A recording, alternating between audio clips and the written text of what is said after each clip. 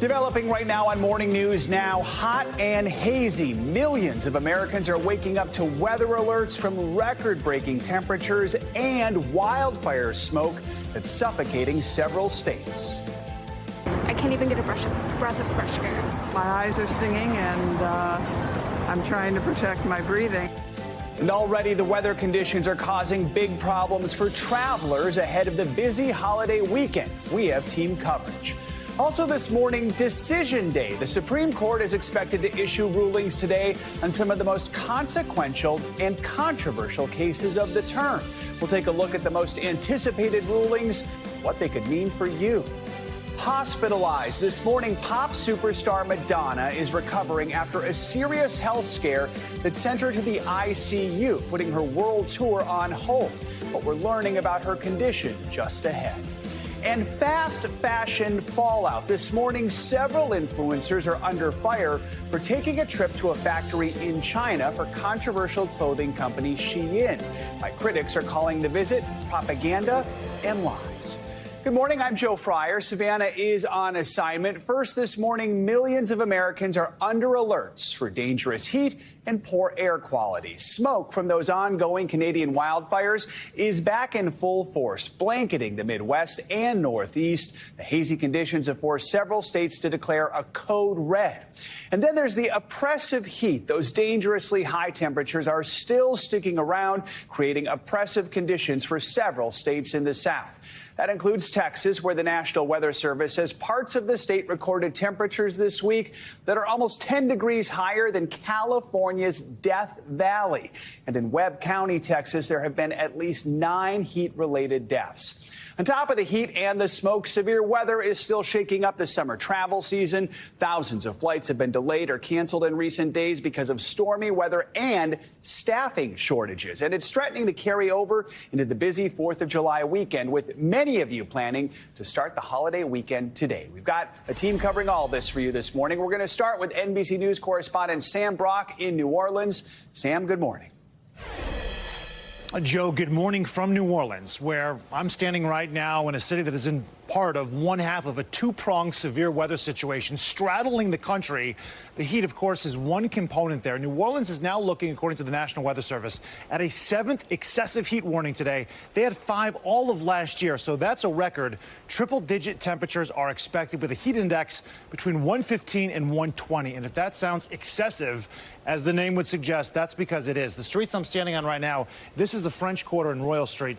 Empty, of course, at this hour, but within a couple of days, the Essence Festival, huge event here in New Orleans, is going to be held, and this street and all these streets will be slammed with people, bodies together, as these temperatures are rising. And let's talk big picture for a second. Some 71 million people are under heat alert right now. That goes all the way from Fresno, California, to Dallas, Texas, New Orleans, and Nashville, driving up concerns right now as we know that Texas and Louisiana collectively have already confirmed at least 11 deaths. Sadly, that figure will probably continue to rise. The other component of the story is the air quality, that really smoky Canadian wildfire-driven smoke and haze that's coming through and darting cities all the way between the Midwest and the Northeast. The worst air quality in the world overnight, Joe, was in Detroit, Washington, D.C., and Chicago. So we're watching both of those developments. And one last point about what's going on here in the Crescent City. There was a situation that developed yesterday with a water main. There was construction going on, and the valve broke. The water pressure dropped, and there were about 450 people here with no access to drinkable water. I'm told by the city that is going to be rectified likely by lunchtime today, as it's been a double blow for residents here, heat and water. At least that will be improved, as everyone is bracing for yet another day of this ridiculous heat. Back to you. All right, Sam, thank you so much. A hazy and hot Thursday with record-breaking temperatures this morning. It sound like a broken record. Meteorologist Michelle Grossman joins us with the latest. Michelle, good morning. Good morning, Joe. Yeah, it does sound like a broken record. We've been talking about this for weeks. We're going to continue to talk about this because we kind of have a traffic jam in the atmosphere where things are not moving. We have a blocking pattern. That's why we're seeing these records shatter over and over again. So as Sam mentioned, we have 71 million people under heat alerts. That's stretching from portions of the west into the southwest, the south central states, the Gulf Coast states, and now north into parts of the mid-Mississippi Valley and also the Ohio Valley. We have heat advisories, heat watches, heat warnings. The excessive heat warning, that is in the the hot pink. We're going to see temperatures soaring once again into the triple digits. You factor in that humidity because that's a big part of the story. It's going to feel warmer than that. It's going to feel like 110 to 120. So that summer sizzle does continue. Lots of triple digits once again in the south. We're looking at Monroe today, 101. You factor in the humidity. It's going to feel like 114, feeling like 110 in Little Rock today. And it's going to feel like 114 in New Orleans. But as we go throughout time here, we're going to see those temperatures continuing, but we're going to see that heat expanding as well. So this is through the weekend, the holiday weekend. We're looking at temperatures still at 100 degrees, over 100 in Del Rio on Friday. Look at Sunday in Tucson, 114. Houston, you're going to be near 100 degrees. Friday, Saturday, and Sunday. Same story in Mobile. So there's that heat story. We're also talking about very poor air quality. This is all about the wind direction. So fires, massive fires continue to burn in Canada. We're seeing that wind direction just pushing down that plume of smoke. So 110 million people at risk. We have unhealthy groups. We have very unhealthy groups where you see the red and also the purple. So some cities that are seeing the poorest quality today, that's in Pittsburgh, Detroit, Cincinnati, and Roanoke. You want to heed the local warnings. Stay indoors when you can. Put on the air conditioning if you need to be outside. You want to limit your time outdoors. Exercise indoors if you can. The third part of this weather story is a severe weather threat. We're looking at strong storms, or at least the likelihood of strong storms today. 26 million people impacted, the biggest impact being large hail, 2 inches or greater. We're looking at winds gusting up to 70 miles per hour. That's near hurricane force winds. Also, a couple tornadoes are possible. The orange area, Peoria, Louisville, you could see the chance for those strong storms. And it's all due to this area of low pressure that's moving very slowly. It's going to bring the complex of storms racing from Indiana to Tennessee, and then bringing the for severe storms from Wyoming to Tennessee. Tomorrow, scattered showers and storms fueling the high heat. We're going to see a severe weather threat from the Ohio Valley to the Appalachians, and lots of rain with this too. Heavy downpours. We're looking at the heaviest amounts of rain falling in portions of the Central Plains into the mid-Mississippi Valley. Also the Midwest. That's where you see the darker colors, the reds, the oranges, the yellows. Unfortunately, that's going to cause some impacts on the roadways, in the air for your travel forecast tomorrow. The holiday weekend kicking off. We're looking at airport delays from Omaha, Chicago, St. Louis, Pittsburgh, likely in Cincinnati as well. And then on the roadways, anywhere from Cheyenne to New York, that's Route 80, Route 70, Denver to Baltimore, and Route 81. We're looking at some slowdowns as well. Back to you, Joe. All right, Michelle, thanks so much. Let's talk more about the travel. All the bad weather expected to impact what could be record-breaking travel weekend for millions who are celebrating Independence Day. AAA says nearly 51 million people will be hitting the road starting today. The previous July 4th weekend record was set right before the pandemic in 2019. That was 49 million travelers. But the skies, they may not be so forgiving this year. Passengers are already dealing with delays and cancellations on the East Coast alone. There you see it. Nearly 5,800 flights were delayed yesterday. Another 1,000 were canceled. Experts say it could just be a preview of what's to come now this weekend. Going travel expert Katie Nastro is here with me to help break down what to expect. So let's talk about the airports. We know the airlines and airports can't control the weather, but it seems like there's more going on here. What's happening, and is it going to get worse today and tomorrow? Well, so look, there are 2 reasons why flights get delayed and canceled. There are preventable and there are unpreventable. You know, up until this point, up until last week, really, airlines have done a pretty good job at minimizing disruptions within their control. However, like we saw last week, Mother Nature is one of those unpreventables that they just cannot deal with, and now we're running up against. And so it isn't a factor of there isn't enough staff. You know, there are staffing issues for sure. That's been something that's happened even pre-pandemic. But we're coming into now looking at airlines dealing with the unpreventable and how they're going to deal with weather. Do you feel like today and tomorrow are going to be just as bad, if not worse, than what we've been seeing the last few days? You know, again, there's no way to predict whether or not your flight is going to get canceled or delayed. But there are things that you can do to try and minimize that likelihood. But again, there's no guarantees. If you can take a nonstop flight or a morning flight, that gives you the best odds, even if the odds are really bad. Let's talk about the folks who are going to hit the road. Maybe that'll be a little bit easier. What are the gas prices going to be like? Do we expect to see more people driving this time around? Yeah, you know, based off of those AAA predictions, we're seeing more people travel via road, about 2.5% from 2022, and then up 4% from 2019. And, people driving will be really glad when they get to the pump because average national gas prices for gas are down about 25%. That's the national average. So your wallet will be pretty happy if you're hitting the road for July 4th. That's some good news, better than the high airline tickets we've been seeing. So if you do experience any problems with flight delays or cancellations, what are your best tips? And also, when should we be leaving for the 4th of July? Are there best times?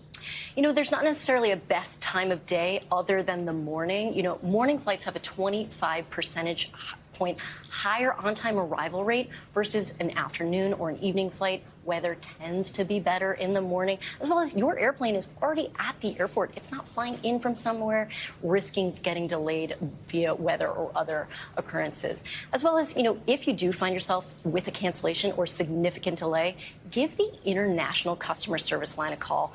If you can't get through to domestic, a lot of times, those agents, they're not dealing with the fiasco of weather or whatnot, and they'll be able to help get you rebooked just the same. But definitely look online to see what your options are. With so many people being misplaced and delayed and whatnot, there aren't going to be a lot of options for rebooking. So you want to be super, super diligent and proactive and do it immediately. I never thought of that. The international hotline folks might just be sitting there like, I got nothing going on right now. Well, the domestic folks are dealing with all this chaos. They're able to help you just the same, even if they're located in Australia, London. Whatever. Very cool. Katie Nastro, thank you so much. Appreciate it. Thanks for having me. The U.S. Coast Guard has found debris in what is presumed to be human remains from the Titan submersible. The sub's remains were recovered by a remote-operated vehicle, which was sent more than 12,000 feet underwater near the wreckage of the Titanic. The debris will be analyzed and tested.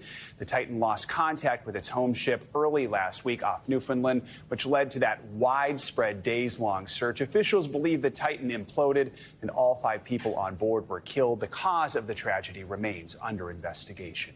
There are new questions this morning about that plea deal Hunter Biden received in his federal tax case. An IRS whistleblower is speaking out and questioning whether the Justice Department tipped the scales in favor of the president's son. NBC News national correspondent Gabe Gutierrez has the latest on the fallout.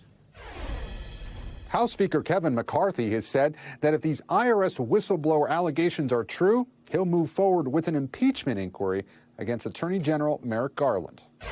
President Biden is emphatically denying he was present when his son Hunter allegedly texted a Chinese business partner in 2017 demanding payment. Were you involved? No, I wasn't, and I don't know. Were you? No! IRS Supervisory Agent Gary Shapley, now a whistleblower, told lawmakers he obtained WhatsApp messages he says were sent by Hunter Biden. He says Hunter Biden used his father as leverage to pressure a Chinese businessman into paying him. Quote, "I'm sitting here with my father, and we would like to understand why the commitment made has not been fulfilled," adding, "You will regret not following my direction." If this was any other person, they likely would have already served their sentence. Shapley alleges that the DOJ provided preferential treatment and slow-walked the investigation into Hunter Biden, saying Justice Department prosecutors prevented him from looking into the messages. He also alleges the federal prosecutor overseeing the case, Trump-appointed Delaware U.S. Attorney David Weiss, told at least 6 witnesses last year, I'm not the deciding official on whether charges are filed, and that Weiss said a Biden-appointed U.S. attorney had rejected his request to file additional charges. Hunter Biden recently reached a plea deal with Weiss for misdemeanor tax charges, resulting in no prison time. Attorney General Merrick Garland has denied interfering with Weiss's investigation. He would be given full authority to decide the matter as he decided was appropriate, and that's what he's done. Weiss has previously said that his decisions were made independently, while Hunter Biden's attorney says that any verifiable words or actions from my client in the midst of a horrible addiction were solely his own and have no connection to anyone in his family. Back to you. All right, Gabe, thank you so much. Now to the Supreme Court. Some big decisions could come later this morning, decisions that could have massive implications for our education system.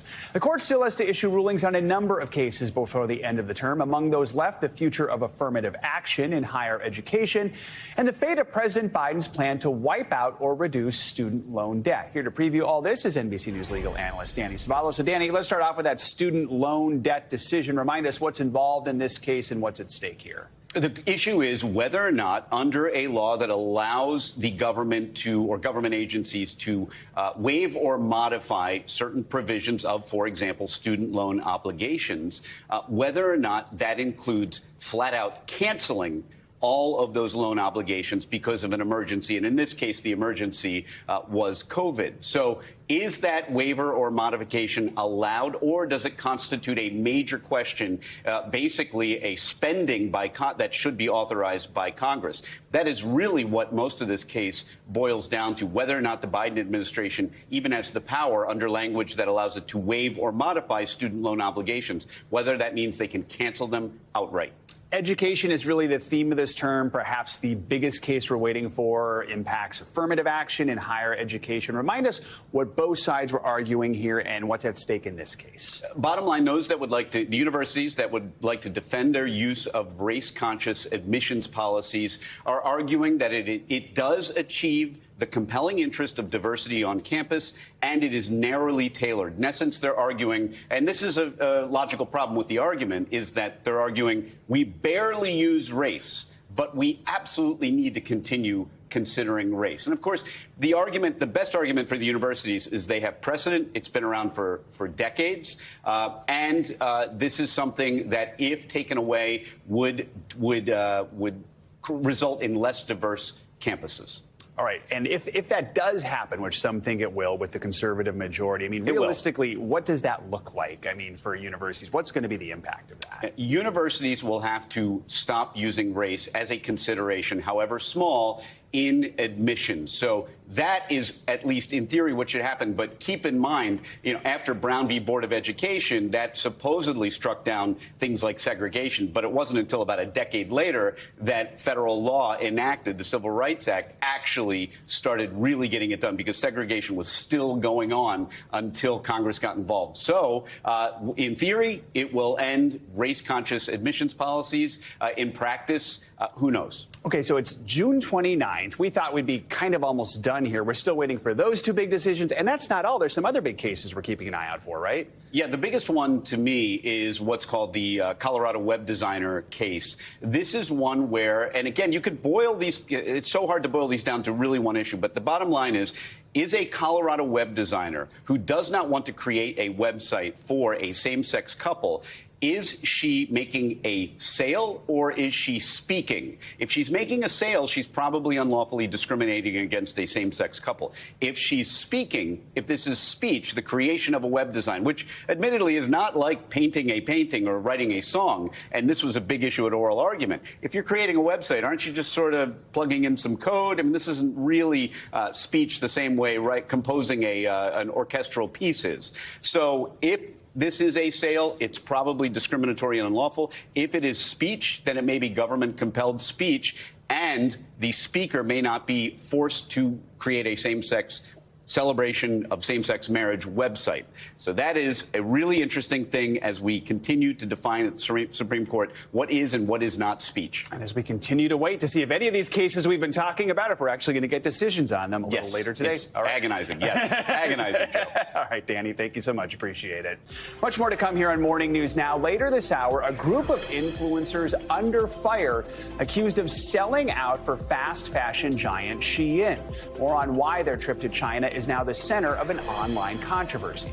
But first, after the break, heartbreak in Ukraine. Thousands of children separated from their parents by the war. More on the efforts to reunite in an NBC News exclusive. We'll be right back.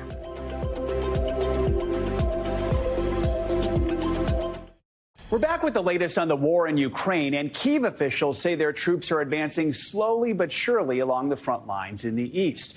Also this morning, Donetsk's regional governor says rescue operations are ending at the site of an attack in Kramatorsk. He says 12 people died and 60 others were injured when a missile hit a restaurant there on Tuesday.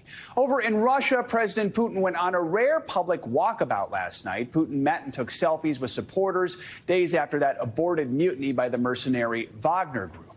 This morning, we're also taking a closer look at Ukraine's so-called stolen children who were taken away to Russia. NBC's Molly Hunter has the story of one mother's desperate attempt to get her son back. In a video posted by pro-Russian media, Ukrainian mother Oksana Stitsenko is seen getting off the train in southwestern Russia. The Russian reporter narrates Oksana's son Nikita was taken from the Ukrainian village of Kupiansk to a safe place by the Russian military, he says. Now he's being handed back to his mother. But what the reporter doesn't say is 12-year-old Nikita was kept for 8 months at a school in Russian-occupied Luhansk without his mother's knowledge. Oksana says she had no idea if her son was alive. They took our children, she told us just days after that reunion. They have no right to keep them there. The official Russian narrative depicts the Russian state as savior. We take children out of the conflict zone, saving their lives, President Putin said last week. And the face of the Russian operation is Commissioner for Child Rights, Maria Lvova-Belova. Back in March, the International Criminal Court accused both Lvova-Belova and Putin of alleged war crimes, of the unlawful deportation and transfer of Ukrainian children. President Zelensky says more than 200,000 Ukrainian kids have been deported to Russia and Russian-occupied territory. The Ukrainian government says at least 370 have been brought back, including Nikita. The NGO Save Ukraine, headed by Mykola Kuleba, organized Oksana's daring trip, 3,000 miles all the way into Russia to bring home her son. They are not giving them back. We're taking them back. Since the ICC arrest warrant, Kuleba says Russia is making it harder. Russians understand now that each case is valued for ICC, for Ukrainian, for future court. Each case could be evidence. Each case, it's evidence of war crime. On September 8th, Nikita says Russian troops took him and 12 classmates from their boarding school outside of Kharkiv, just 2 days before Ukrainian troops liberated the area. They were sent to the Paraval Special Correctional School in Russian-occupied Luhansk. NBC News found this picture of Nikita on the school's website. He says they sang the Russian national anthem, his classmates in uniforms with Russian Zs. They're Ukrainian kids. No, he says. These kids aren't Ukrainian anymore? He says they're not Ukrainian anymore because they were grabbed. Ukrainian officials describing what they say is Putin's plan to erase Ukrainian identity. You never were the Ukrainians because Ukrainian nation never exists like a nation. You all time were Russians. Were you scared to go into Russia? Oksana says it was terrifying going into Russia. I was shaking at every border crossing. But it wasn't even a question, she says. Unless you're a mother, you can't understand. In a statement to NBC News, Lvova-Belova says Russia has always helped and continues to help families be united. But Oksana is clear. No Russian official, no one from the Paraval school ever got in touch. I cried at night, she says. The pillow was covered in tears.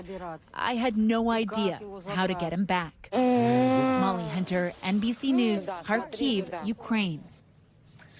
More international headlines now, and new developments out of Paris, where demonstrations are growing over a teenager shot and killed by police during a traffic stop. NBC's Ali Arouzi joins us with that and other world headlines. Ali, good morning. Good morning, Joe. That's right. President Macron of France will hold an emergency meeting today after a second night of violent protests across France over the fatal shooting of a 17-year-old boy at a traffic stop. At least 150 arrests have been made in what the Interior Minister called a night of unbearable violence against symbols of the Republic, with town halls, schools and police stations attacked or burnt. The use of lethal force against the teenager, who is from North African origin, has stoked more tension amid police brutality in ethnically diverse areas of France's big cities. A three-man crew from Italy are set to launch into space later today on board a passenger rocket plane operated by Virgin Galactic, owned by British billionaire Richard Branson. The three men will join a Virgin Galactic instructor and two pilots for a suborbital ride 50 miles above the New Mexico desert. Virgin Galactic is amongst a small group of private companies, including SpaceX and Blue Origin, that offer the experience of space travel to the ultra-rich. And finally, a new law has made South Koreans a little bit younger, shaving off a year or two as the country aligns the nation's two traditional age-counting methods with international standards. The law now scraps counting time spent in the womb or counting everybody as aging by 1 year from the 1st of January. The country will now switch to counting ages based on their actual date of birth. And those are your international headlines, Joe. It's like an age refund. All right, Allie, thank you so much. Appreciate it. It's estimated that more than 1,500 Americans are still missing from the Vietnam War. For one of those families, the scars are now beginning to heal more than 5 decades after their loved one went missing. NBC News Digital reporter Maya Eaglin brings us that story. For the last 54 years, the only thing Joyce DeSoto had left of her husband Ernest was memories. He had the most beautiful smile. That was one thing. And he was really sweet and really, really smart. The high school sweethearts were married for 12 years and had 3 children when Ernie, an Air Force fighter pilot, went missing in action after his plane was shot down over Vietnam. A day their son, who was only 8 at the time, tells our Bay Area station they will never forget. I remember the day that someone knocked on the door and told us, that, he became missing. Ernie was just one of thousands of Americans left unaccounted for in the Vietnam War. But Joyce never stopped trying to find out what happened to her husband, joining forces with other military widows to press the government for answers. We would meet secretly because we were told to be quiet, not to say anything, because the war was not popular. Then in 2021, more than 5 decades after Ernie went missing, a U.S. recovery team searching the crash site found this bone fragment. 2 years later, scientists confirmed through DNA testing it belonged to Ernie. A zipper from his flight suit was also recovered. It's bittersweet because you held him alive for a long time. While bittersweet, the discovery is giving Joyce a moment of solace that she had spent over half her life looking for. Okay, it's closure. He's here. He didn't suffer. He was actually killed in the airplane, which I've never known. Now Ernie's family is planning a funeral for Friday, including a military flyover. It means a lot. It means a lot. Just to put him to rest. The Purple Heart recipient finally back home. Maya Eaglin, NBC News. Gymnastics superstar Simone Biles is set to return to competition this summer for the first time in nearly 2 years. Organizers of the U.S. Classic announced Biles will compete in the event, which is scheduled to take place in Illinois this August. Biles pulled out of some events at the Tokyo Olympics in 2021, saying she needed to focus on her mental health. She has been a standout at the 2016 Rio Olympics, taking home 3 gold medals and a bronze. Still no word on whether she'll compete in the 2024 Olympics in Paris. Coming up, Madonna on the mend after a serious health scare that sent her to the ICU and put her plans for a world tour on hold. We'll have the latest on her condition next on Morning News Now.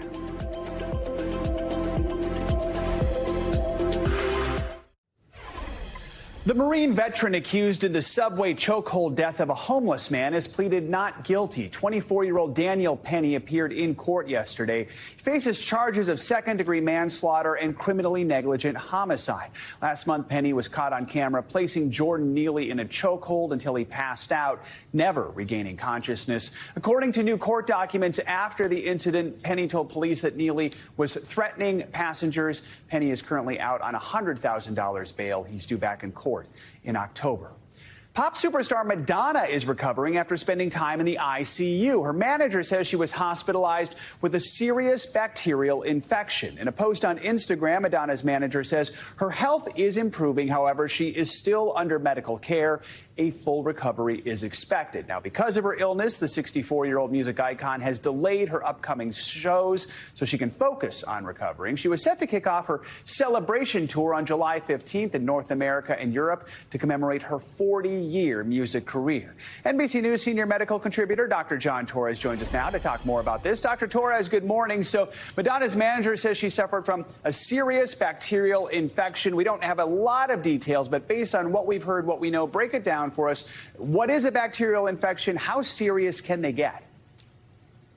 And Joe, you're right. We don't have a lot of details, but we can infer a few things. And number one, the fact that she was in the intensive care unit tells us that this was a very serious, life-threatening type of infection. And most likely, when this happens, we start thinking about sepsis. Sepsis is that blood-type infection that can be very serious, has a high rate of fatality if it's not treated early with very aggressive treatment. And so we think that is probably what happened with her. Got put in the ICU, got treated for this septic or possibly septic-type condition, and has since recovered and has gotten out of the ICU. We don't know if she's still in the hospital or not, but more than likely she'll be there for a few more days trying to recover. Looking at her medical history, we know just in 2020, Madonna had hip replacement surgery. Could her history have any impact on her current condition? And you talked about this, but how long of a recovery time is needed before she might be up and ready for her world tour?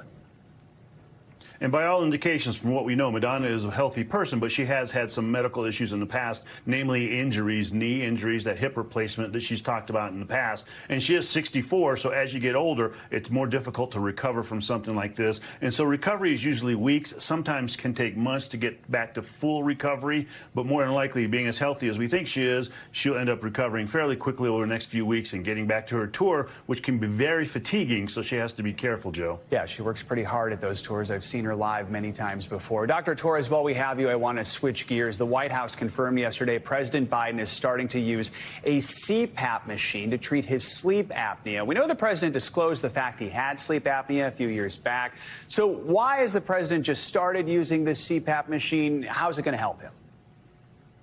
So he did disclose his sleep apnea a few years ago, and sleep apnea is essentially this stopping of sleep multiple times during the night, which can affect your overall health, particularly your heart health and possibly even your brain health. And so using this machine can get you to the point where you're getting that sleep that you need in order to recover. More than likely, he ended up not needing it. He was able to do the things he needed to do to keep it under control until recently, and then switch to the CPAP. This is what is needed for a lot of people. 30 million people in the U.S. have sleep apnea.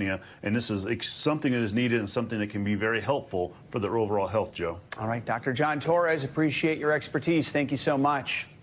Starting this fall, students at New York City public schools will be required to carry out mindful breathing exercises in class. New York Mayor Eric Adams made the announcement earlier this week. It's part of his efforts to focus more on students' mental health. Students from kindergarten all the way up to 12th grade will be required to practice breathing 2 to 5 minutes each school day. Adams says educators will receive professional training in those breathing practices. Well, you may have heard of Shein. It is an online fast fashion brand known for its trendy styles and its cheap prices. The brand has recently come under fire after reports alleging the company uses hazardous materials and abuses its workers. Earlier this month, Shein tried to respond by inviting influencers to a factory for an inside look at their operation, but that only created more backlash. NBC News youth and internet culture reporter Colleen Rosenblatt joins us now with a closer look at this. Colleen, good to have you with us. So first of all, Shein is denying those forced labor allegations and says it removed potentially toxic products from its app. But give us more background on these allegations. Yeah, Joe. So the allegations against Shein include a range of things, including 18-hour workdays, facilities with bars on windows, and little to no pay in some cases. The company has been accused of exploiting the Uyghur people in China, and in some cases have even been accused of practicing slave labor. We've even seen Congress starting to look into Shein. So the allegations against the company are very serious, but the company appears to be attempting a rebrand, which may be the impetus for this influencer trip that has earned them so much backlash. Let's talk more about that influencer tour. As you mentioned, it's getting backlash. Why is that? What are people saying? And how has Shein then responded to all this? Yeah, so the influencer tour, I think, has been getting a lot of criticism just because of how tone deaf it feels. As I mentioned, there are serious allegations against Shein, and yet these influencers who seemed really eager to sort of get on a brand trip just appeared to be regurgitating talking points that Shein has been also spreading in order to sort of prop itself up as an ethical company, which we know may not be the case based on all the allegations made. the influencers at one point, interview a worker and say, she says that the facility is great. But we know as journalists that, when you're interviewing someone in front of a bunch of PR, they're not necessarily going to give you an honest answer. So just a lot of issues in terms of them regurgitating PR talking points, sort of being a little bit tone deaf on this trip. And people are really angry about this. Sheehan has said that it invited these influencers as a way to promote transparency, and that it wants to sort of open itself up to the world to be able to see how it works and that its practices are better. But again, just endless backlash to this trip that feels, very irresponsible. So, Callan, I want to tap into some of your expertise here. What role does social media play when it comes to the rise of a fast fashion brand like Shein? And do you have any tips for consumers to make sure we're making the most informed decisions possible about what we're buying online? Yeah, social media plays a massive role. I mean, we talk about trends all the time, right, Joe? And a lot of those pertain to fashion. So if there is an item of clothing or a brand that's going viral, people are more inclined to buy that brand, engage with that product.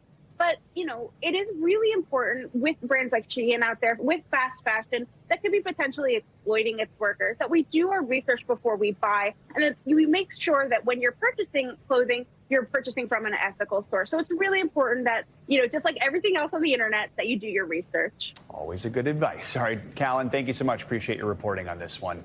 Coming up, President Biden on the campaign trail, pushing his plan for the economy as he works to win over voters. We're going to break down what's behind the financial philosophy he's calling Bidenomics. This is Morning News Now.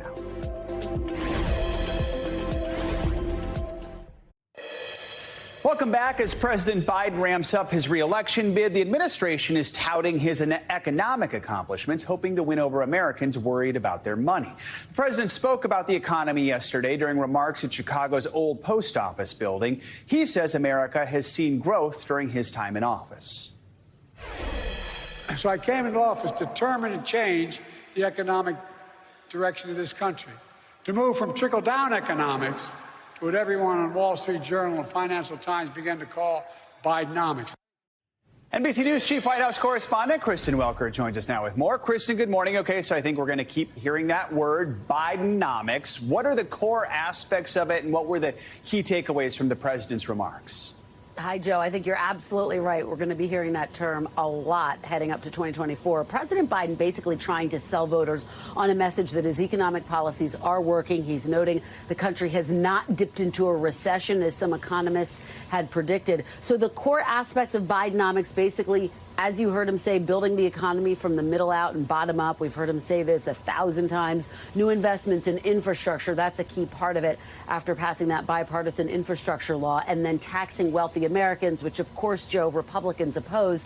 The president delivered that major speech in Chicago yesterday where he tried to make the case his policies are working for Americans. Here's a little bit more of what he had to say. Bidenomics is about building an economy from the middle out and the bottom up, not the top down. And there are three fundamental changes that we decided to make with the help of the Congress. We've been able to do it. First, making smart investments in America. Second, educating and empowering American workers to grow the middle class. And third, promoting competition to lower costs to help small businesses. Today, Joe, the president's going to head to New York for a couple of fundraisers. This week, broadly speaking, he has been out of the White House on the road. It's basically all a part of him ramping up to 2024, Joe. So, Kristen, here's the challenge. Right now, most Americans disapprove of the president's handling of the economy, according to an AP poll. So what's been some of the reaction to the president's remarks? Well, reaction's still coming in, Joe, but you're absolutely right. Look, according to polls, only 37% of Americans approve of his handling of the economy. That is going to be a big headwind for him heading into his reelection campaign.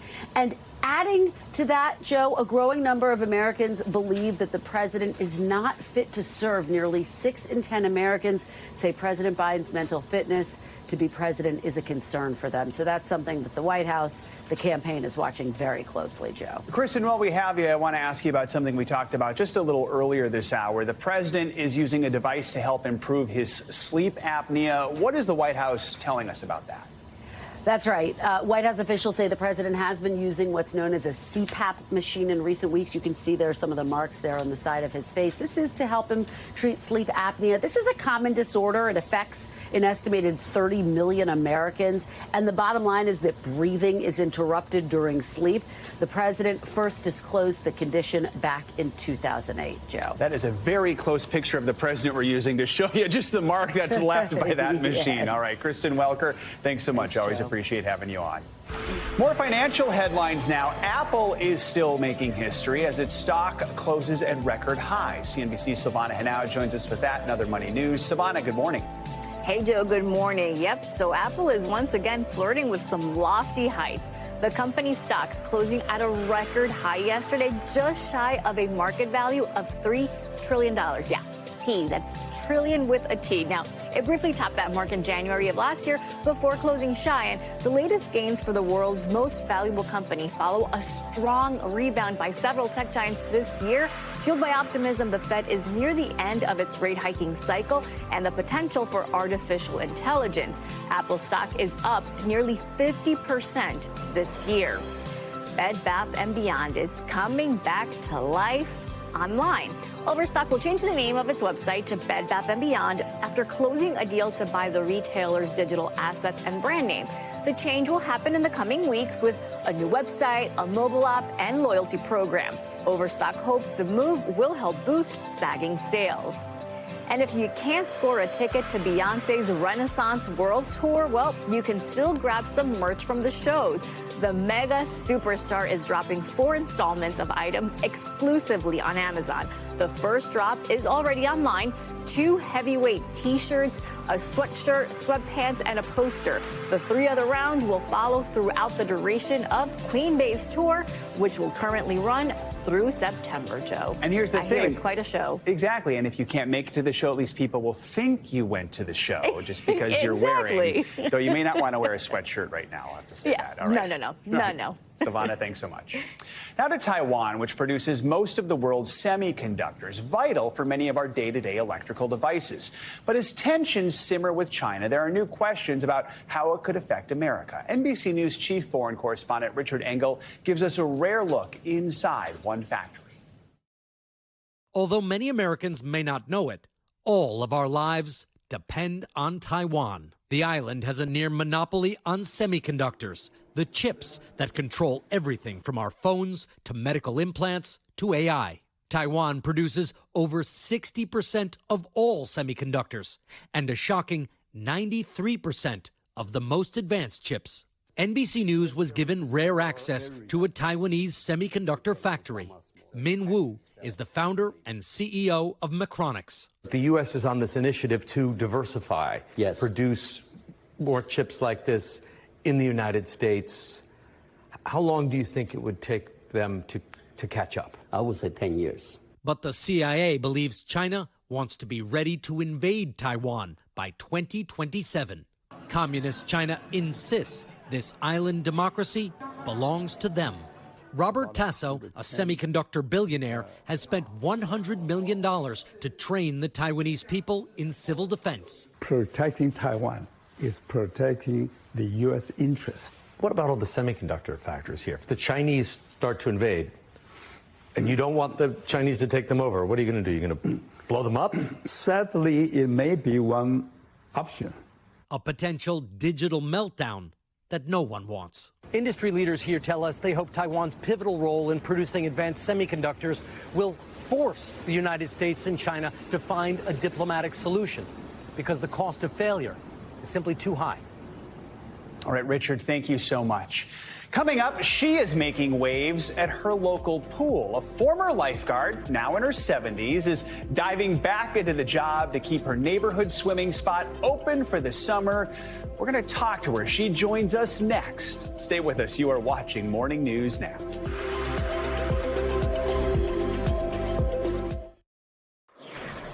Well, Welcome back. Yankees fans are celebrating an electrifying game yesterday. Yankees pitcher Domingo Germán threw a perfect game. That means no opposing batter was able to reach any base, no hits, no walks. How rare is that? Well, it was only the 4th perfect game in Yankees franchise history and just the 24th perfect game in all Major League Baseball history.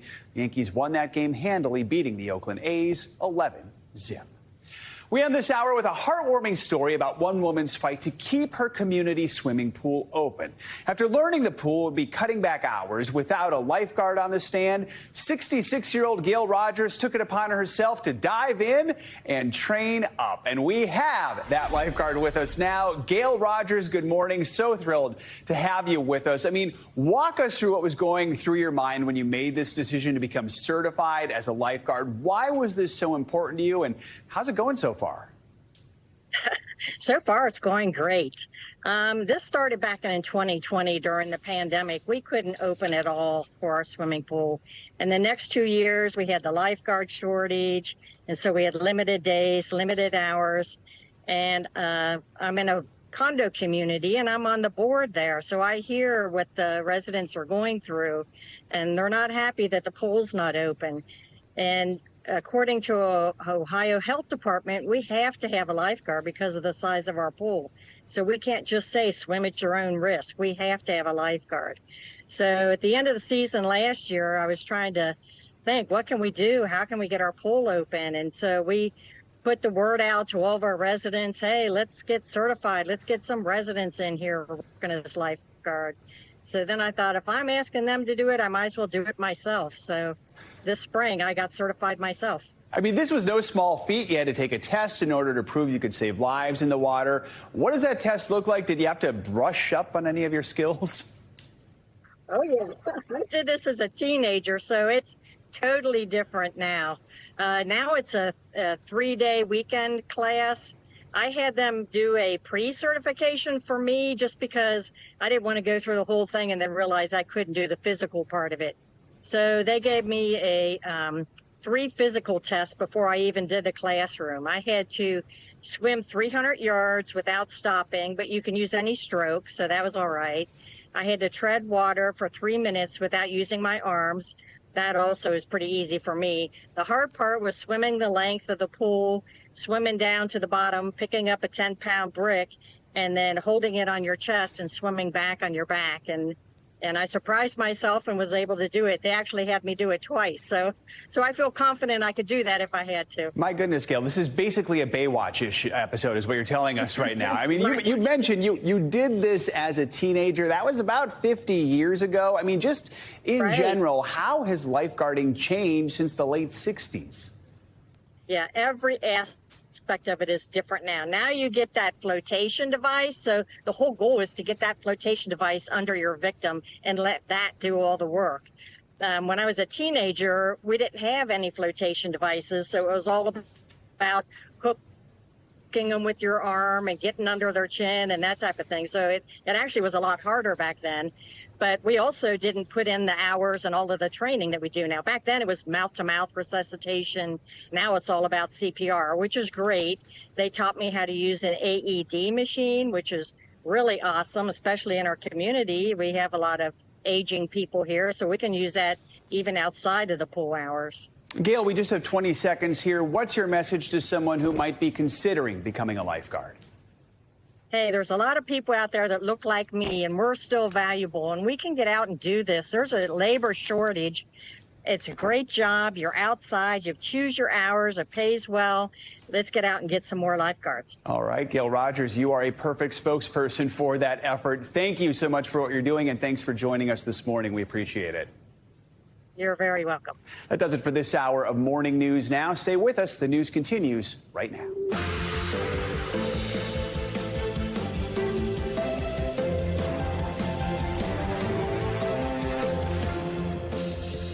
Good morning, I'm Joe Fryer. Savannah is on assignment. Right now on Morning News Now, holiday weekend havoc. Travel chaos at many of the nation's major airports reaching a boiling point. Frustrated passengers reeling from canceled flights in the thousands. Some sleeping on cots, or even on the floor. This morning, the big airlines trying to play catch up. It all makes for a sour start to the July 4th holiday weekend. Nearly 3 million Americans are expected to pack up and head out to the airport tomorrow. What you should expect for your getaway. Also this morning, push to the extreme. No break from Mother Nature this holiday weekend. From the searing heat down south to the return of that suffocating smoke in the Midwest and Northeast. This morning, millions of Americans are facing grueling conditions on a big summer weekend. We've got your coast-to-coast forecast in just a moment. Plus, pressing pause, Madonna is delaying her upcoming tour. The superstar reportedly spent days in the ICU after her manager said she developed a serious bacterial infection. We've got more on the pop icon's condition later in the hour. And bye. It looks like the days of that headline-grabbing water cooler trend of quiet quitting, those days are over. Now, some workers are turning up the volume and checking out loud and proud. Don't worry, I'm still here. We're going to begin this hour with travel chaos ahead of the July 4th weekend. From staffing shortages to ongoing bad weather. Already this week, thousands of flights across the country have been canceled or delayed. Some passengers say they have been stranded inside airports for hours on end with no relief in sight. And the worst could still be to come. There is some good news if you're among the millions of Americans planning on getting away, though, this holiday weekend. NBC News correspondent Tom Costello has more from Boston this morning. Good morning from Logan. Well, listen, things are improving a bit. Now, right now, we have 0 FAA ground delays or ground stops. Yesterday, this time, we had quite a few. However, the FAA is warning Chicago O'Hare, Chicago Midway, and Denver could see some delays or ground stops today, mostly due to weather and then also volume. But you know, we've had more than 7,000 flight cancellations since Sunday. This morning, only a few hundred, so things are improving. Regardless, if you're traveling, be ready. Well into the holiday rush now, and the nation's airports are filled with stranded passengers, many frustrated, aggravated, and sleep deprived. We just want to go home. The TSA expects to screen more than 2.8 million travelers tomorrow, the most since Thanksgiving 2019. Transportation Secretary Pete Buttigieg says while they're adding 1,500 new air traffic controllers this year, it'll take time to balance a staffing shortage that's been an issue for years pre-pandemic. We really need to keep the foot on the accelerator to get more controllers qualified and into the workforce. And then there's the weather. Where storms are hitting is complicating matters even more, since New York's big 3 airports serve as hubs and transfer points for all of the major airlines. It might be sunny where you are, but you don't know where that aircraft has been or is going, or where the crew might have been coming from or going to. At some airports, this has been the scene. Passengers sleeping on cots, chairs, even the floor. The July 4th holiday limiting options for some. We called hotels 20 miles out. Everything was booked. Meanwhile, frightening moments in the air at Charlotte International Airport yesterday as passengers braced for landing on a Delta flight from Atlanta without its nose gear. We have a nose wheel unsafe indication. We're going to have to go ahead and declare an emergency. After realizing the front gear would not deploy, the pilot successfully landed on the back gear, then slowed the plane down. Passengers erupted in applause. The runway shut down as passengers evacuated down the emergency slides. After we exited the plane and we looked back at the plane, we realized the whole front tire didn't even come out. So good news there. Back to the situation with the flight delays. United Airlines has been hit especially hard, largely because its hub at Newark Airport was hit so hard by the weather. They also got behind in terms of staffing with not enough flight attendants. United says it offered triple pay for off-duty flight attendants to come in and work. That'll do it. They've had a lot of flight attendants answering the call. United says things are dramatically improving today. They think that through the weekend, they're going to be right back to normal. So that's good news as well. Back to you. We'll take the good news, Tom. Thank you so much. And travel troubles aren't the only problem Americans are dealing with this morning. Millions of people across the nation are under dangerous heat and poor air quality alerts. Smoke from those ongoing Canadian wildfires is blanketing the Midwest and Northeast. Well, the southern part of the country, from California all the way to Florida, is suffering through oppressive heat. NBC News correspondent Sam Brock has been sweating through it all for us this week. He is still in Louisiana, joins us from New Orleans with the latest. Sam, good morning. Still sweating. Joe, good morning. And look, no one seems to be spared right now. The breadth of this bad air from Canada, Joe, is stunning. More than 1 in 3 Americans are breathing in this smoky haze. But the story here in the South, without question, is the heat. Texas and Louisiana so far have confirmed at least 11 fatalities from heat-related illness. Tragically, that is a figure we expect to rise. I'm standing in the French Quarter right now. We have another excessive heat warning. It's empty at the moment, but the Essence Festival, Joe, is going to be here this weekend. These streets will be packed with thousands of people. Right now, it's a split screen of severe weather straddling the country. More than 100 million are breathing in smoky, wildfire-fueled air. Sounds like I can't even get a breath of fresh air. While intense heat is making life miserable in places like Dallas, Houston, and New Orleans. And a sizable chunk of people are expected to face triple-digit temperatures today and tomorrow. Willie Williams Jr. has called the 7th Ward in New Orleans home for decades. This doesn't feel normal to you right now. No, sir, it doesn't. This is an aberration. It's very unusual. Unlike some across the region, Williams Jr. has power, but in the middle of the heat wave, no safe drinking water. As New Orleans looks to address a broken water main issue impacting his area. In a neighborhood with plenty of older residents trying to cope with the heat. Some people, as I said before, are going to be more affected than others, financially, emotionally. The misery making headlines hundreds of miles north in Cleveland, Ohio, too. I can't even see everything like 5 feet past me. As thick haze plays whack-a-mole between cities, with Chicago also getting its fair share. We want to walk around and just enjoy the city, but we're not really able to. The combination of suffocating smoke and blazing heat managing to touch more than half the U.S. Everyone, coast to coast, now battling to break through a severe streak of miserable summer weather. And another stat that will take your breath away, the worst air quality in the world overnight. Chicago, Detroit, and Washington, D.C. in that order. Now, Joe, there is some good news from New Orleans this morning. City officials tell me they're going to be bringing drinkable water back to about 450 people here who've been dealing with that double blow of water and intense heat.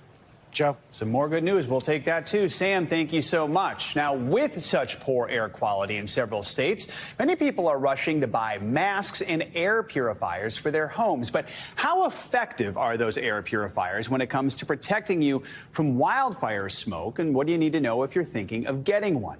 Daniel M. Westerfeld is an associate professor in climate change, atmospheric chemistry, and air pollution at Columbia University. He joins us now. Professor, good to have you with us. So first of all, what are the potential hazardous materials that can be found in this wildfire smoke? Should we have purifiers to help clean the air that we breathe inside our homes?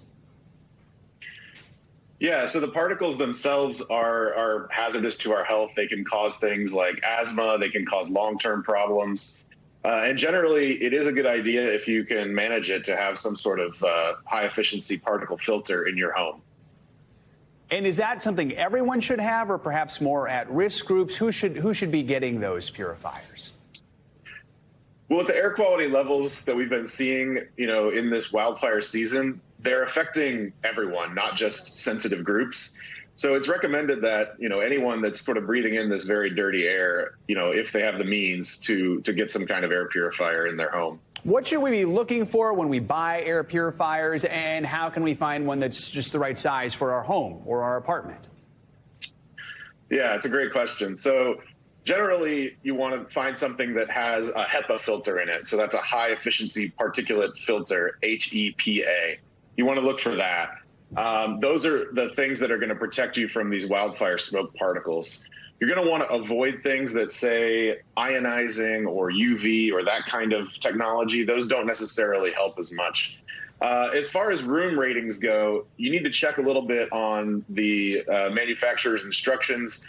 The bigger your room, the more powerful the filter system that you're going to need. This is the second time this year already we've been dealing with these wildfire smoke issues from Canada. So, Professor Westervelt, does it look like this is something that could be a yearly occurrence now, something we could see several times every single year? And is there anything we can do to prevent this from happening?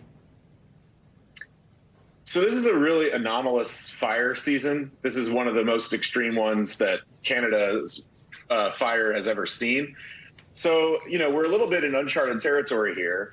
That being said, with climate change, we expect things to, possibly worsen these wildfires. In particular, our research is showing that increasing drought conditions, higher temperatures, drier, woody material in the Canadian forests, all leads to larger fires and longer fire seasons. So it's quite possible that I think we will be experiencing this kind of activity more in the future, especially if we don't address climate change. All right, Professor Daniel M. Westervelt, thanks so much for joining us this morning. We appreciate it.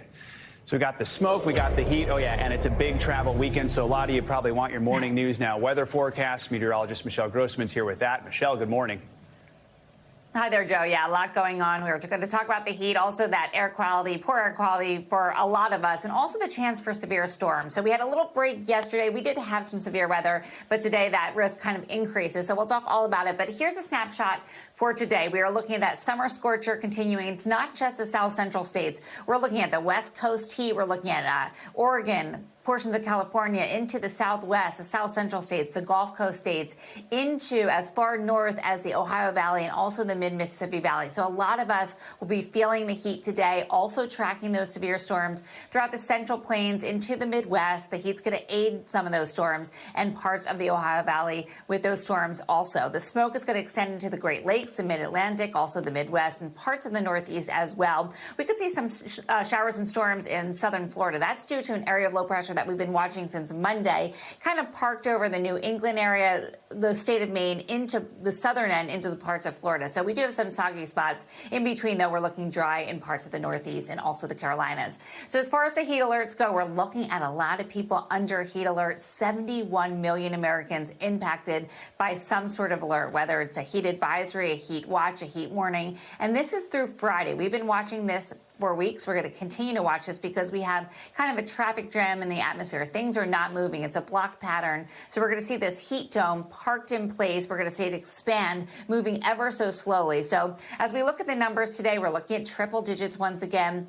102 today in Tulsa. That's 12 degrees above what is typical for this time of year. 101 in Lubbock, 103 in San Angelo. It's warm once again in Houston, 100 degrees above average, about 8 degrees above what is typical for this time of year. And New Orleans, you're going to be right around 100 degrees. You could hit that mark today. Then as we go throughout tomorrow, Friday, kicking off the holiday weekend, we're going to see more triple digits into the 90s in Cincinnati, 6 degrees above normal, 101 in St. Louis, 103 in Little Rock, 100 degrees in Shreveport, and 92 degrees in Charlotte. And look what happens as we go throughout the holiday weekend. The heat goes on and on. So D.C., you're going to be warm. Richmond, we're looking at temperatures into the 90s on Sunday. Same story on Monday. Charlotte into the mid-90s on Sunday. The holiday, day before the holiday, we're looking at 94 degrees. Nashville, you're warm too. Sunday, we're looking at 93 degrees. So that is the heat. Now we're looking at, we talk about the heat, but then we also talk about the heat index. That's when you factor in the humidity, and that's what our body perceives the temperature as. So this is what we need to look at when we go out and about, and we need to take those warnings.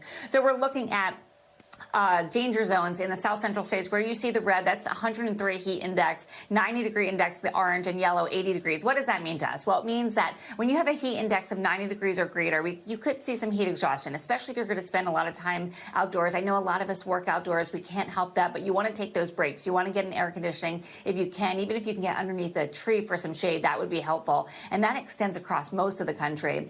Then when you have a heat index of a 103 or greater, that is when heat exhaustion is likely and heat stroke is possible. That's a heat story. We have air quality concerns, 110 million people at risk. That's a lot of people. And we're looking at very unhealthy conditions, especially where you see Pittsburgh, Detroit, Chicago, Roanoke, Cincinnati. You're going to have a tough day there. It's going to be very hazy. You want to heed all the warnings like you do, the heat index. Stay indoors, put on the air conditioning, close the windows if you can.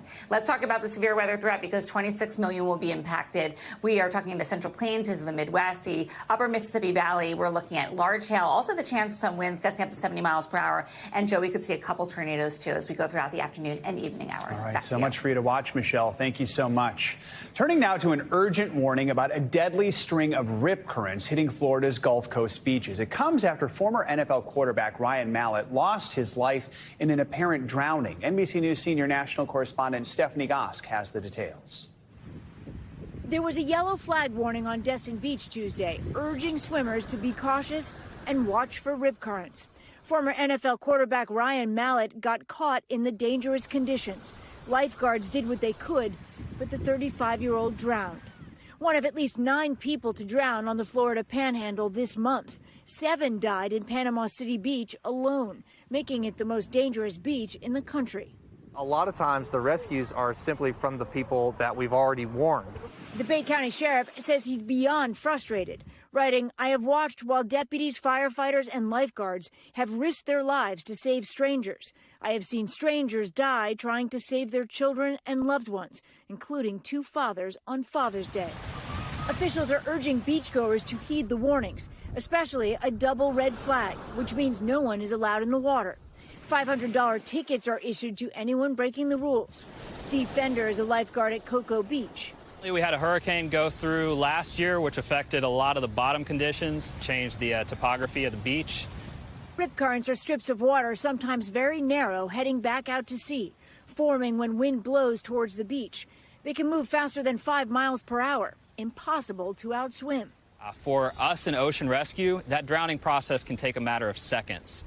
Just how quickly it escalates is the biggest issue out here. The best thing to do is not panic. Keep your head above water and try to swim parallel to the shore. Another tip, swim where the lifeguards can see you. Stephanie Gosk, NBC News. Coming up on Morning News Now, the unexpected return of gymnast Simone Biles. We've got more on her comeback event later this summer and an update on her health, both physical and mental, after her surprise retirement nearly 2 years ago. But first, a shock to the world of pop this morning. Madonna is recovering after a days-long stay in the ICU. More on her condition and the future of her highly anticipated concert tour next. We're back with a health scare that landed pop icon Madonna in the ICU. Her manager says Madonna has been hospitalized with a bacterial infection, but is expected to make a full recovery. NBC News correspondent Ann Thompson joins us now with the latest on this. Ann, good morning. Good morning, Joe. That's right. The infection struck Madonna on Saturday, according to her manager, and sent her to the ICU. Just 2 weeks before she was supposed to start a major international tour, which is now postponed. This morning, a major health scare for Madonna. The music legend rushed to the ICU on Saturday with what her manager called a serious bacterial infection. A source close to the 64-year-old pop icon telling NBC News she is now out of the ICU and recovering. But all commitments, including Madonna's upcoming concert tour, are being put on hold, according to reps. The mother of 6 celebrated her 10-year-old twins' elementary school graduation just last week, posting congratulations on Instagram. The best-selling female recording artist of all time with over 300 million records sold, the Material Girl is still creating new music. Earlier this month, releasing a single with singer Sam Smith. I would love to play you a new song. And in her 6th decade, still a provocateur, as seen at this year's Grammy Awards.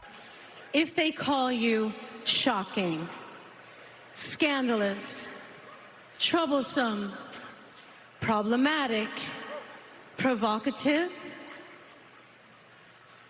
or dangerous, you are definitely onto something.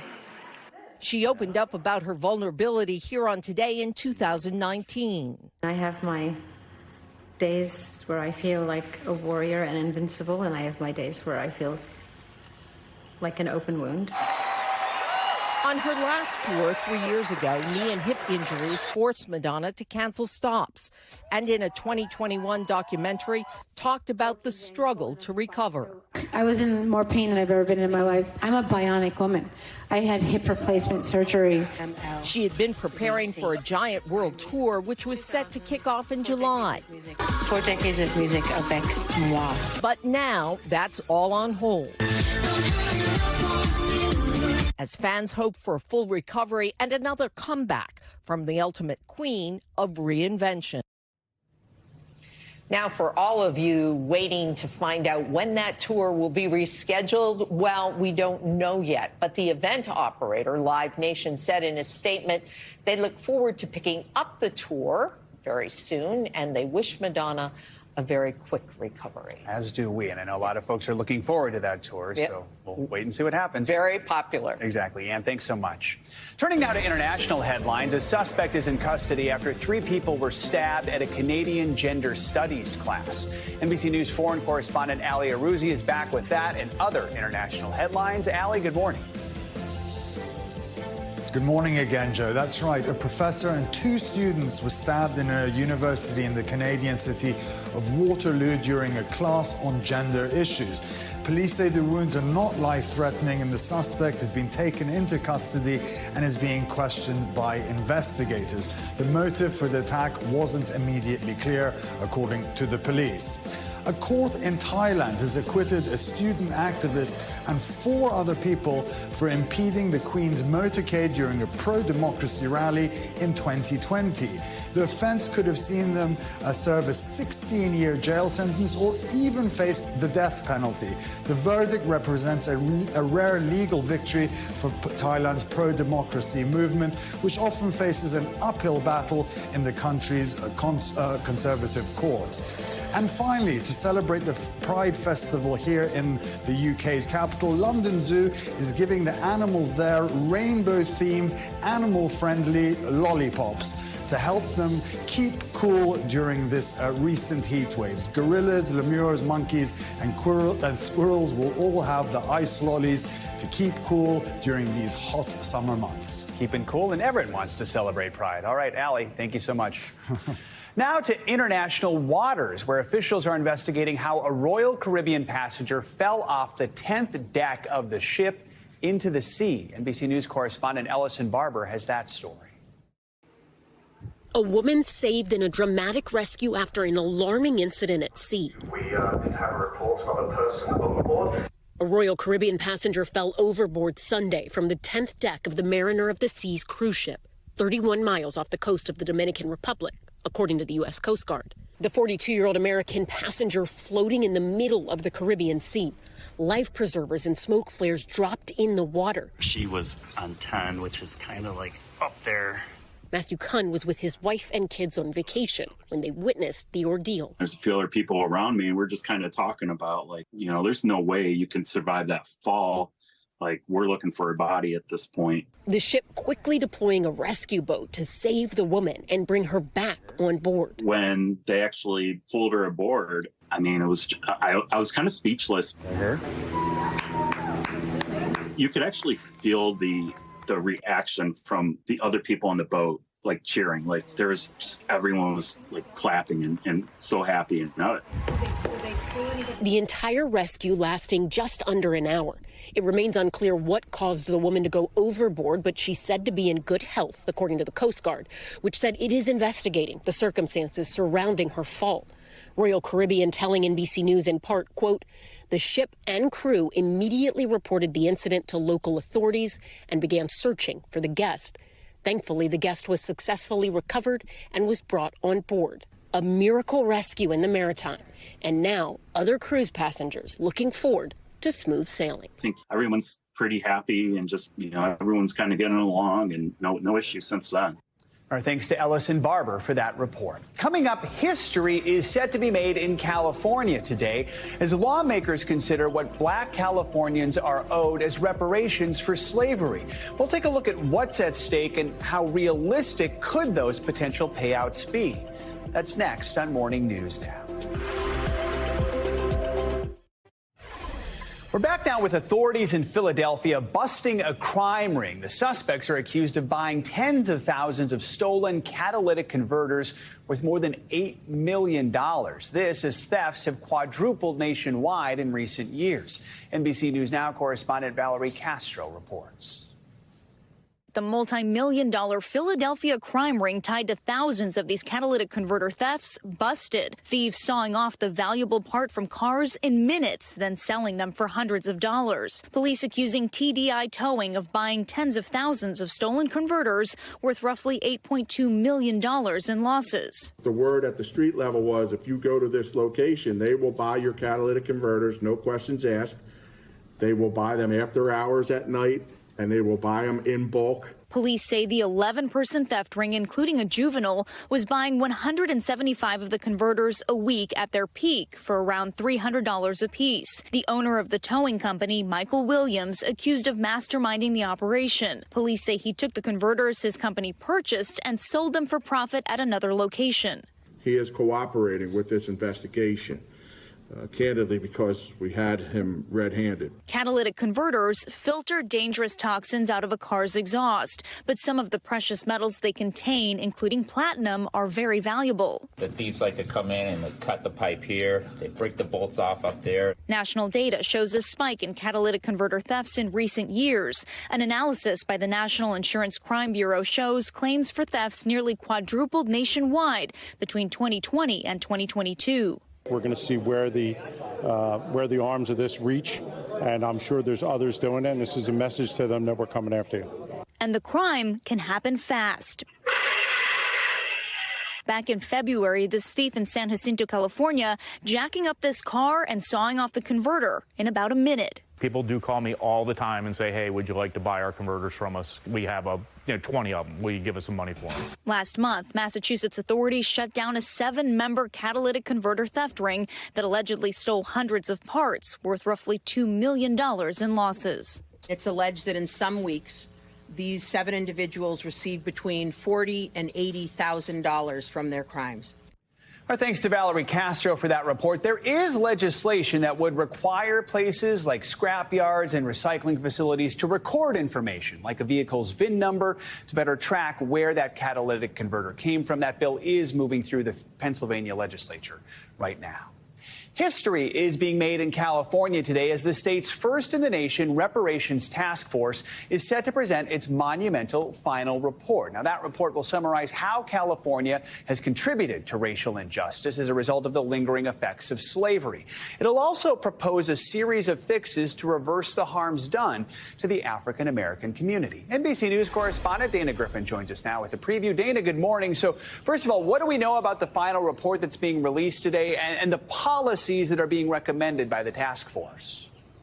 Joe, good morning. So that report may look similar to the interim report that was released in May, some 500 pages. Some estimate that it could be twice as big. But in that recommendation, we've actually got a graphic to pull up so you can see some of the things that they are recommending. We know that the cash reparations has been the big headline grabber, an estimated $1.2 million, according to economists that have worked on this proposal. But the task force really wants to hone in on the fact that there are several other things that are also being recommended, including approving a state apology for racism, adopting a K-12 Black Studies curriculum. They want to ban cash bail and actually reimburse those that have been exonerated. They want to provide housing grants in formerly redline neighborhoods and expand resources for children in foster and kinship care. They also want to declare Election Day a paid state holiday and establish the California American Freedmen Affairs Agency. That will be the state-run organization that helps to move reparations along if they decide, especially to go with the cash reparations, because for the reparations task force, they want to make it lineage-based, which means every Black American in California or every Black California may not receive payment because they have to be a direct descendant of an enslaved person. And just through the stories that we've done and the research that we've done, it takes a lot of time, effort, and money to do that. So that's one of the big concerns as to whether or not the cash reparations part of all of this, Joe, will actually come to fruition. Yeah, and I guess that's one of the big questions. You pointed out there are so many recommendations, but it is the cash reparations that do get a lot of the attention. Do we have an idea at this point how much the task force is recommending and when Black Californians would expect to see those payments? Yeah, so again, one of the misconceptions is the task force is going to be recommending this $1.2 million. That's the number that economists have put out there. But they actually aren't going to put a dollar amount on it in this report because they want to leave that up to the state legislature to decide, which kind of puts the burden on the state to say, OK, we've looked at the recommendations. This is what could be owed when they think about all the data that they've collected and put it and the number that economists have put on, how much Black Californians are owed because of the enduring legacy, the enduring harms from the legacy of slavery. That could be $1.2 million. But I also want to show you something very interesting when it comes to the numbers, because right now, based on that number, for if every eligible black California received that would be some $800 billion. Right now, the state budget heading into 2024 is slated to be some $300 billion. And right now, California is already trying to climb out of a $32 billion deficit. So many are scratching their heads wondering, how is the state going to pay for this? This is something that the legislature, again, would have to come up with. Some have said, they could pull from the general fund, maybe pull some 0.5% from that fund and kind of maybe save it so that these reparations can be paid out over time versus a lump sum. So, Joe, it'll be interesting to see what they decide. We did speak to one of the task force members. He's also a state senator. Here's what he had to say. We provided cash payments to our Japanese brothers and sisters who were interned, I should say, during World War II. We found a way to do that. So if we're truly committed to righting this wrong, we can find a way to make payments. Maybe not at the amount that people would love to see, but we could make some kind of financial payment to individuals. And so I think that's going to be the key here, is who's committed to actually seeing this happen. We've gotten a lot of cold responses from lawmakers, even Governor Gavin Newsom, who all say that they are waiting for this final report to come out before we get a sense on who's going to really back this and to see what bills come out of it, Joe. So it's a long road ahead to reparations here in California. Yeah, so they are all waiting. Once that report is released, what do we expect to happen? So once that report is released, it officially goes to the legislature. They will probably take the summer to look over it. Their session adjourns in September. So, there have been some talks of trying to push this through quickly to try to see what bills could be introduced. But it likely won't happen until 2024. The next session begins in January. But the worry here is this going to lose steam? Again, because you've got the factor of how the state is going to pay for it. And again, the Assembly, the Senate, they can decide to adopt all of these recommendations. They can adjust a little bit, or they can dismiss them. And even once it's approved by both houses, you still got one last hurdle, which is the governor's signature. And at this point, we still don't know which way he's going to lean, Joe. All right, Dana Griffin reporting from Los Angeles. Dana, thank you so much. Coming up, Olympic superstar and mental health advocate Simone Biles is back, returning to competition this summer after that stunning retirement nearly 2 years ago. Why now is the time for Biles to get back in the game. Also, I'm sure you've heard of quiet quitting. What about loud quitting? It's the new office space trend that has workers turning up the volume. We'll explain further after the break.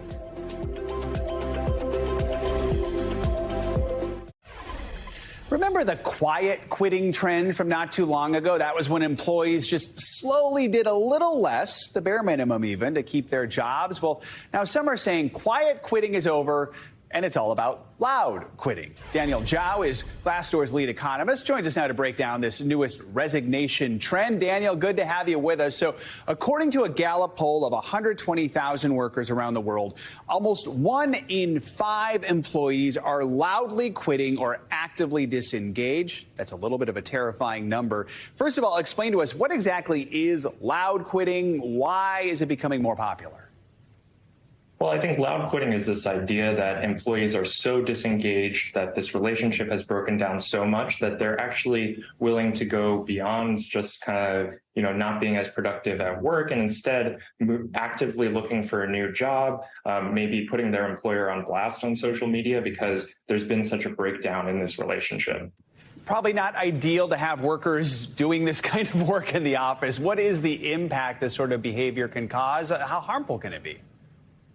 Well, I think not only does it mean that you're burning that bridge between the employer and the employee, but it can also have an effect on morale in the workplace, on other employees. But crucially, it can also affect your employer brand. It can make it more difficult as an employer to attract new job seekers if it means that you start developing a reputation as a place that has cultural issues. So what should an employer do if they start to see this kind of behavior among their employees? And let's also give you some advice to the employees. What do you recommend doing instead of loud quitting? Well, I think for employers, actually, it's really about catching these problems before they start, because this is really a spectrum of disengagement. And if you let disengagement fester, then you might have something like quiet quitting turning into a phenomenon like loud quitting. And so it means listening to employees, understanding what their pain points are about their culture so that you can kind of head off these problems at the pass. And for employees, I think it's just important to keep in mind that you were building kind of a reputation in the workplace and in your career. And so it's important just to think about kind of what's best for you in kind of your next steps. It's always a good time to get out of a bad job, but it is important to keep in mind what reputation and what signal you're sending as a potential employee. Yeah, because that employer could be your reference in the very near future. All right, Daniel Zhao, thanks so much for joining us. We appreciate it. Some financial headlines now. A Federal Reserve stress test finds 23 banks could survive a severe recession. CNBC's Silvana Henao joins us with that and other money news. Silvana, good morning. Hey, Joe, good morning. Yeah, so the biggest U.S. banks all passing the Federal Reserve's annual stress test. It's a sign of confidence in a sector that's still dealing with the impact of the high-profile collapse of 3 mid-sized lenders earlier this year. The Fed says banks would be able to weather a severe recession with unemployment surging to 10% and a 40% decline in both commercial, real estate, and housing prices. So the Fed is working to add more stress to next year's test after taking heat for being too slow to address how rising interest rates contributed to the failure of Silicon Valley Bank. Meanwhile, DoorDash is changing how its delivery people get paid. It will start giving them the option to earn an hourly rate on top of tips. Couriers will now be able to earn by time or a guaranteed hourly minimum rate for the time they spend on deliveries. DoorDash says the clock starts when they accept an order and ends when it's dropped off. Currently, couriers earn pay based on various factors about an order, such as time and distance. And Sony accidentally spilled secret information on its video game business, all because of a black Sharpie pen. The company had submitted documents to be used in the Federal Trade Commission's antitrust lawsuit seeking to block Microsoft's takeover of Activision Blizzard. Details on revenue Sony generates from Call of Duty and the cost of developing its own games like The Last of Us were redacted. But when the documents were scanned online, you can easily see through the black ink. The court removed the documents, but not before reporters and Sony's competitors downloaded them. Whoops. How about that? Whoops. All right, Silvana, thank you so much. You got it. Some big news in gymnastics. Superstar athlete Simone Biles is set to return to competition this summer for the first time in nearly 2 years. NBC News correspondent Kaylee Hartung joins us now with more on Biles' big return. Kaylee, good morning. Yeah, hey there. Good morning. This news has fans flipping out. Simone Biles is back. After a nearly 2-year hiatus, she is returning to the sport she dominated for nearly a decade, perhaps testing the waters for another Olympic run next year in Paris. Simone Biles is poised to mount an Olympic-sized comeback. For the first time in nearly 2 years, the most decorated gymnast of all time is scheduled to compete again at the U.S. Classic outside Chicago in early August. It's a highly anticipated return after the 4'11" powerhouse stunned the world in 2021, withdrawing from most of her events at the Tokyo Olympic Games after suffering from something known in gymnastics as the twisties, a mental block that causes a disconnect between the brain and body. Biles saying the emotional toll of the Olympics, not a physical injury, prompted her decision to pull back on the sport's biggest stage. Physically, I feel good. I'm in shape. Emotionally, that kind of varies on the time and the moment. She used her platform on the global stage to highlight the importance of mental health. I have to focus on my mental well-being, and that's what I did. You sure did. That was brave. Thank you. It was hard working 5 years for a dream and just having to give it up. It was not easy at all. Shortly after the Tokyo Games, the stress Biles was under became more clear when she testified before Congress about the sexual abuse she and countless other gymnasts suffered from former USA Gymnastics doctor Larry Nassar. Biles telling Hoda about the immense weight she carried. Because I love this sport so much, but it's hard. I'm sorry. And I don't think people understand the magnitude of what I go through. Though she's taken much of the past 2 years off, she's never given up on the sport she loves, headlining the Gold Over America tour with other high-profile gymnasts. And earlier this year, she married Green Bay Packers safety Jonathan Owens. And I'm so happy I get to love you forever. Now as the 2024 games in Paris approach, hopes are flying high that Biles can go for gold again.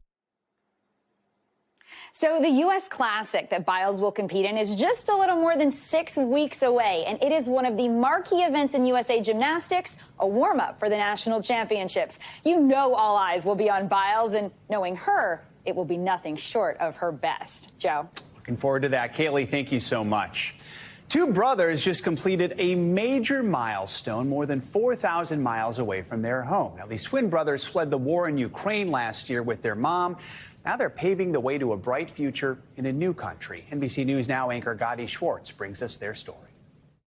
Like a lot of high school graduates, brothers Vlad and Yarek can't wait to go to college this fall. But getting to this point was not easy.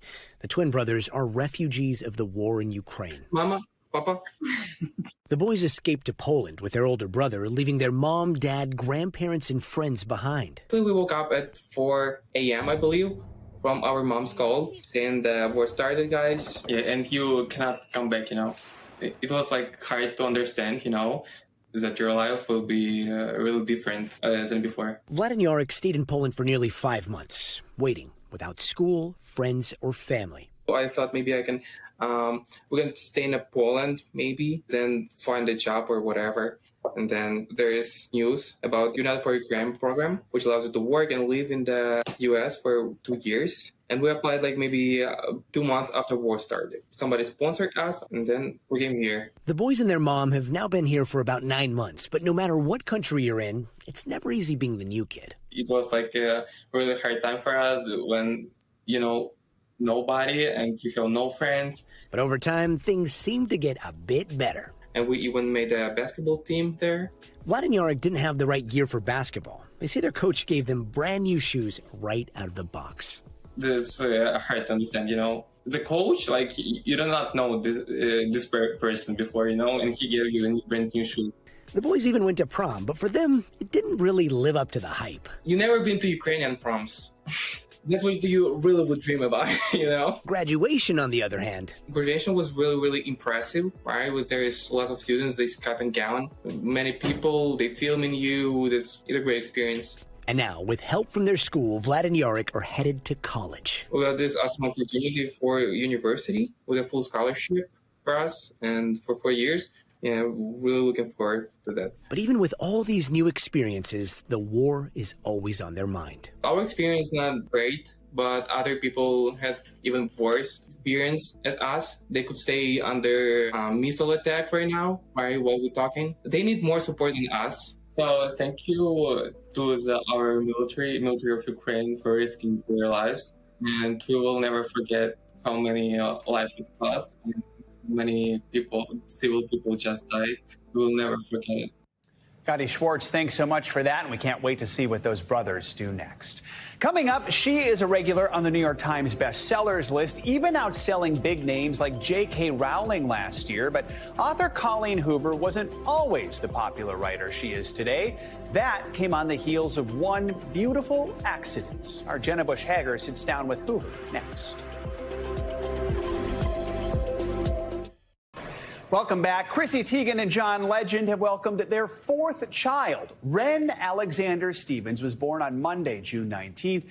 That middle name is actually a tribute to the couple's surrogate, Alexandra. The new arrival comes just 5 months after the family welcomed baby Esty. Teigen announced the news on Instagram, writing, "For as long as I can remember, I always wanted 4 children," adding, "Our hearts and our home are officially full. Congratulations to the family." Finally this hour, a conversation with the author whose stories are taking over bookshelves across the country, even outselling J.K. Rowling last year. Today's show co-host Jenna Bush-Hager sat down with Colleen Hoover to chat about her unconventional rise to stardom. I write because I have to. I think it's my therapy. It feeds my soul. I think I would be writing whether anyone read what I wrote or not. Author Colleen Hoover says she didn't set out for fame, but her love of writing helped fame find her. Hoover dominates the New York Times bestsellers list, once claiming 8 of the top 10 paperback spots simultaneously. She sold more than 16 million books last year alone, even outselling the Bible. Her legions of fans, so dedicated, so passionate, they call themselves cohorts. I have read almost every single book written by Colleen Hoover. It's currently 1:11 in the morning. I just finished Hopeless. Take me back to your childhood. When did you know you wanted to write? Since I can remember. My sister, who is about 3 years older than me, learned how to read and write before I could. And I was so jealous because I'm like, oh my gosh, you know how to do that. I want to know how to do that because I just had all these stories I wanted to tell. And I was just super excited to learn the alphabet. I was very disappointed that I didn't get to write my first story the first day of kindergarten. Years later, when she attended Texas A&M University Commerce, she was already married with children.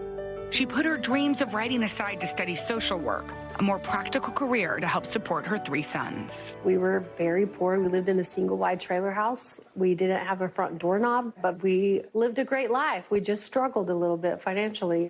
Colleen never let go of her passion and began writing again just for fun. But then at Christmas in 2012, a beautiful accident changed everything. We'd bought my grandmother a Kindle for Christmas. I was researching how to get a document onto a Kindle and came across Amazon's self-publishing platform. And I was like, oh, I could just load it up here and then she can download it.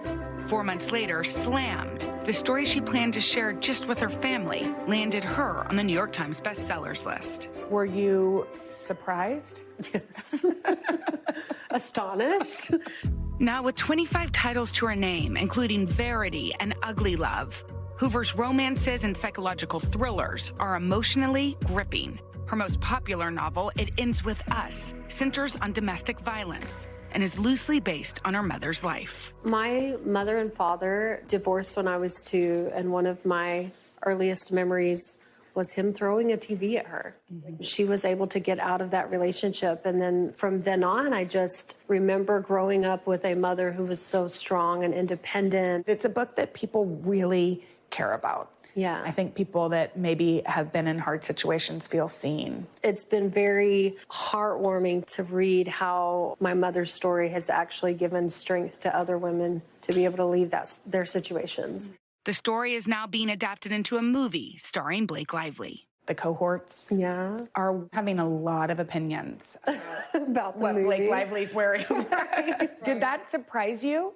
It does. It really does. When I wrote the book, it wasn't about the age of the characters. It wasn't about what they were wearing. It was about the message that I wanted to get across. And I think the people that are doing the movie are doing such a phenomenal job.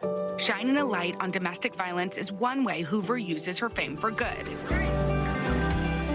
She also hosts her annual Book Bonanza charity event in her home state of Texas. Book Bonanza is wild. It's so wild. How can you explain it to somebody that's never been here before? Comic-Con, Disney World. The lines were insane this morning. Thousands of readers from all over the country come to meet more than 200 authors at the sold-out event. Hoover started the nonprofit back in 2018. It has since raised more than $1 million for different charities. That little girl who was mad she didn't learn the whole alphabet on day 1 of kindergarten, if you could say one thing to her about what life is like now, what would you say? You are going to be so happy. So happy. What a great message. Jenna, thanks so much for that. You can catch her full 30-minute conversation with Colleen Hoover on today.com. That's going to do it for this hour of Morning News Now. Stay with us. The news continues right now.